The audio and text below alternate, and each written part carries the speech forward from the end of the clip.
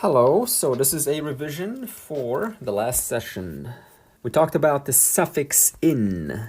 Whenever we attach in, that means possessing a noun. Exactly the same as with bhagavat.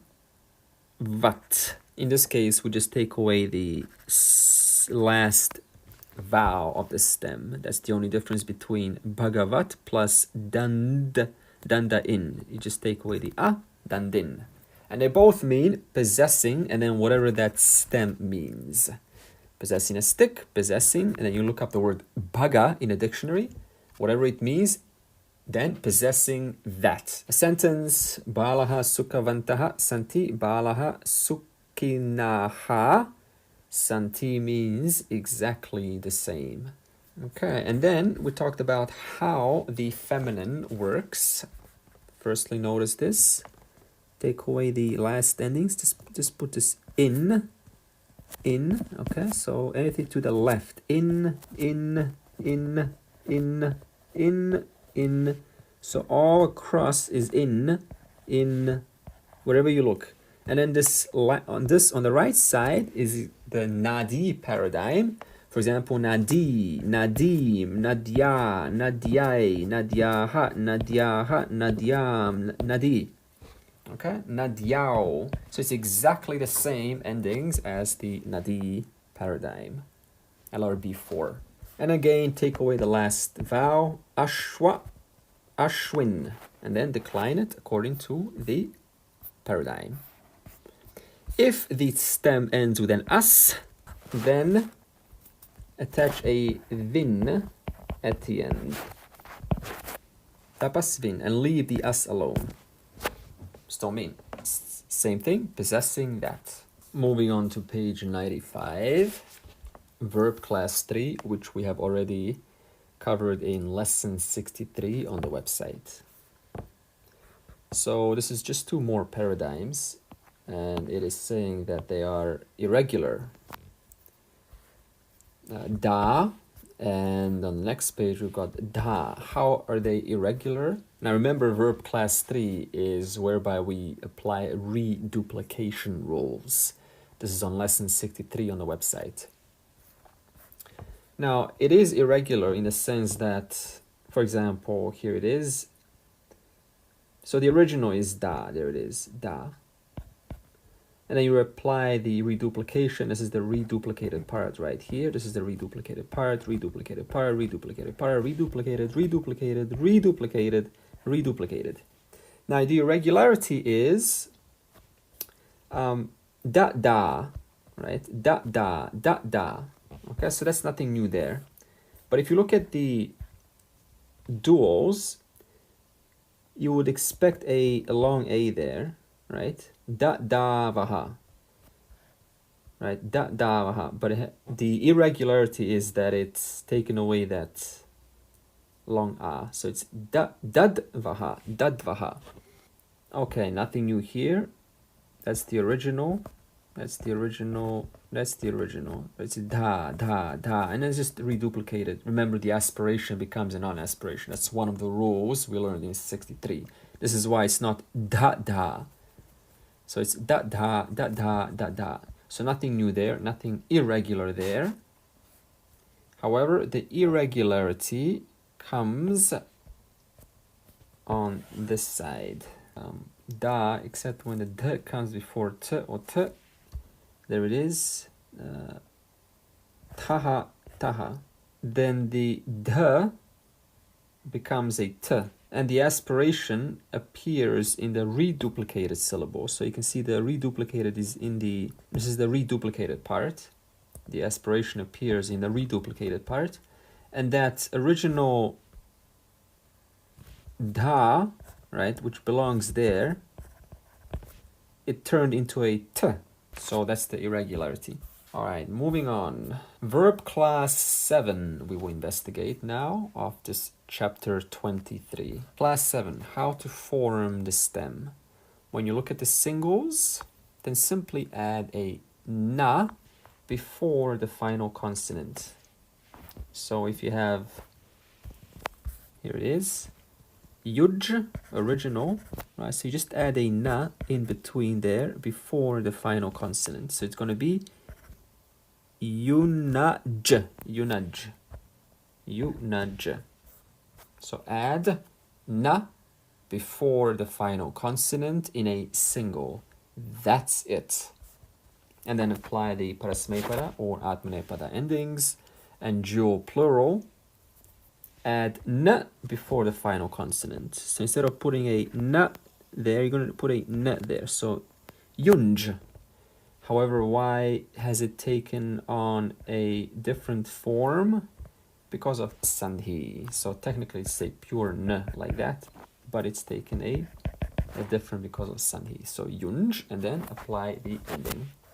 So yuj is original, and you put yunaj. So nothing new there. Yunaj plus mi. Kind of like karomi.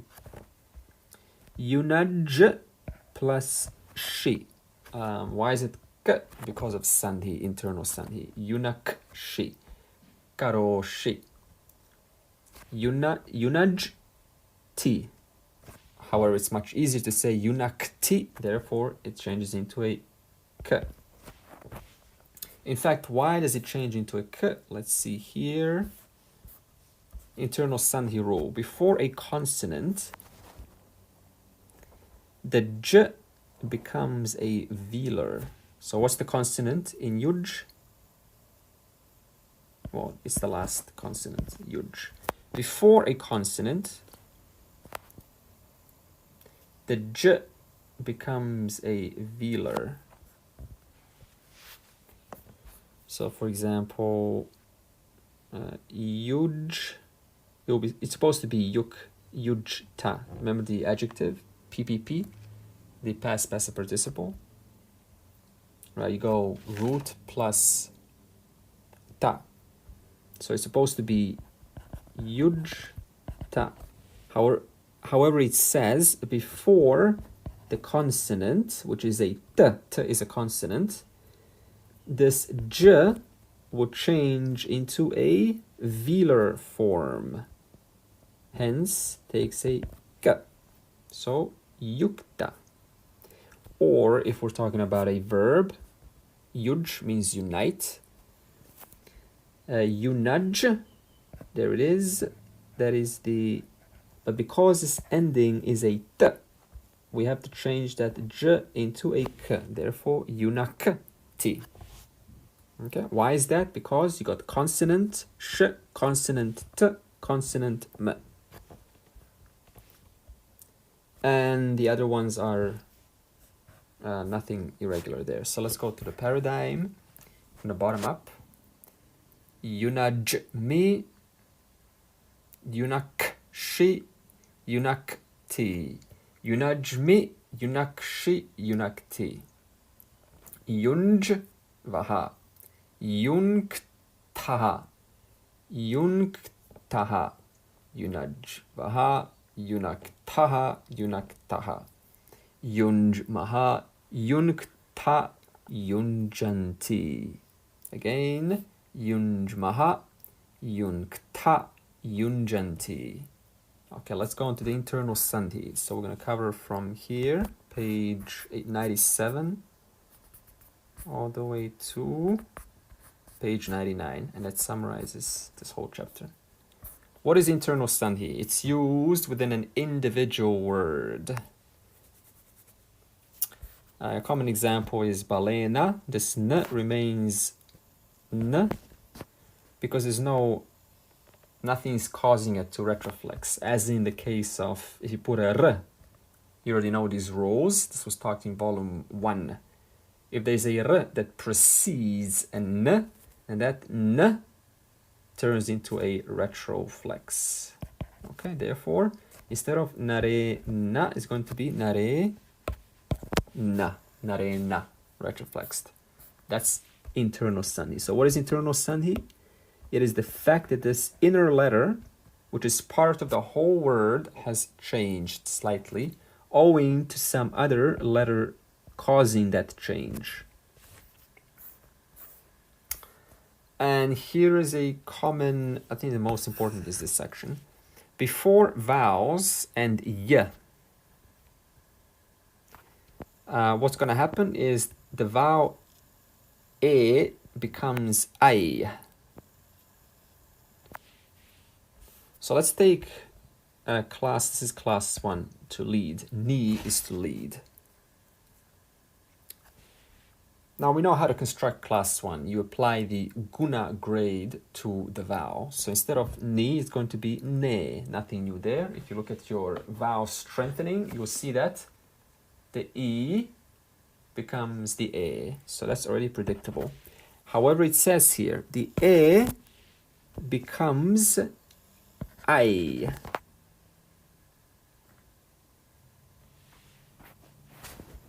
Therefore, Nai, nayati. Now we know nayati is already he, she, it leads. So now we can explain why is it nai instead of neyati or something. Another example, class 1 here, bhu, to become bhu. Okay, we apply guna grade to u, that becomes o. But then again, you don't go bhovati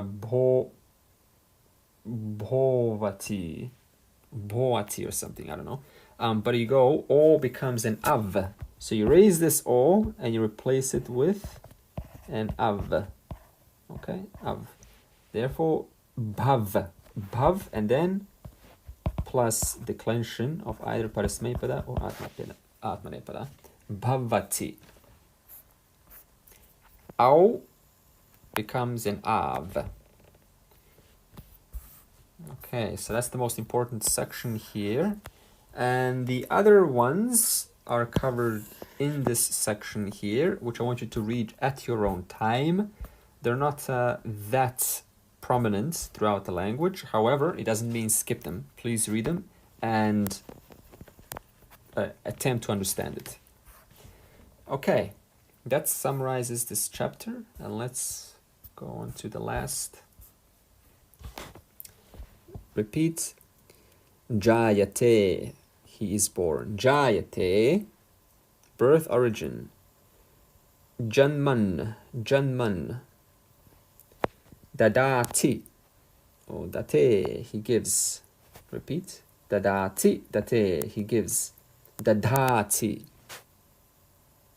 Date, he places. Bird, pakshin, place, step, foot. Padam,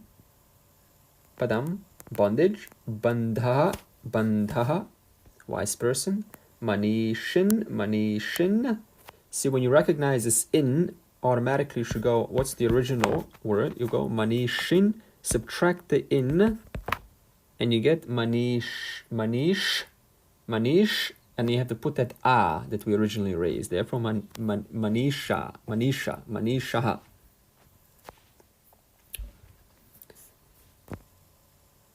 Which means manisha. So if this means wise person, then manisha has to mean.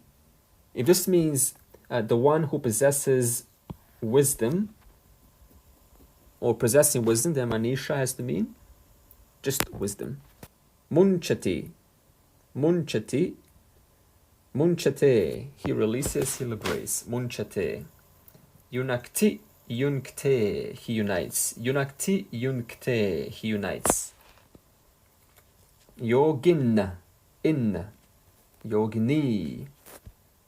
Rudha, runadhi, rundhe, he blocks.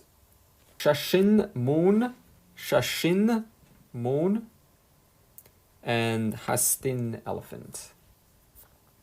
Okay, homework is page 102, 7A all the way to H.